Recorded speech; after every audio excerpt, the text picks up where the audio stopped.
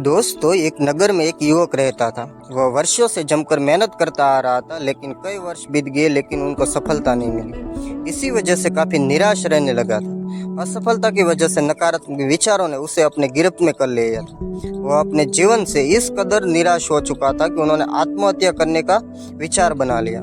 वह आत्महत्या करने के लिए जंगल में जा रहा था। जंगल में अचानक से उसकी मुलाकात एक संत से हुई। संत ने युवक से पूछा कि तुम इस घनघोर जंगल में क्या कर रहे हो। युवक ने जवाब दिया कि मैं अपने जीवन में संघर्ष कर करके थक चुका हूँ, मैं आत्महत्या करने जा रहा हूँ। संत ने पूछा कि तुम कितने दिनों से संघर्ष कर रहे हो।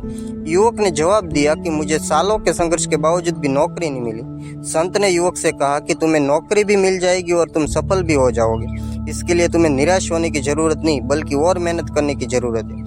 युवक ने कहा कि मैं किसी योग्य नहीं हूँ, मुझसे अब जिंदगी में कुछ भी नहीं हो सकता। संत ने युवक की निराशा को देखकर उसे एक कहानी सुनाई। कहानी कुछ इस तरह है। एक बार एक बच्चे ने दो पौधे उगाए, एक बांस का और एक नागफनी का पौधा लगाया। नागफनी में जल्दी पत्तियां आ गई, लेकिन एक साल गुजर जाने के बाद भी बांस में कुछ भी नहीं हुआ। नागफनी का पौधा बहुत बढ़ गया था। बच्चे को बांस का पौधा देखकर निराशा हुई। तीसरे और चौथे साल भी बांस के पौधे में कुछ नहीं हुआ।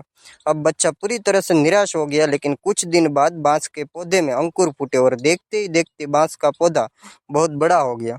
बांस के पेड़ को अपनी जड़ों को मजबूत करने में 4 से 5 साल लग गए। तब जाकर बांस का पौधा बड़ा होना शुरू हुआ। संत ने युवक से कहा कि अभी आपके संघर्ष का समय है। पहले अपने जड़ों को मजबूत बनाओ, फिर देखो परिणाम क्या होगा। जैसे आपके जड़ मजबूत हो जाएंगे, आप बड़े से बड़े तूफान से टकरा जाएंगे। युवक को समझ आ गई और पुनः संघर्ष के मार्ग पर आगे बढ़ गया। इसीलिए दोस्तों, मुसीबत से घबराने की जरूरत नहीं है। मुश्किल से मुश्किल हालत का सामना डट के करना चाहिए।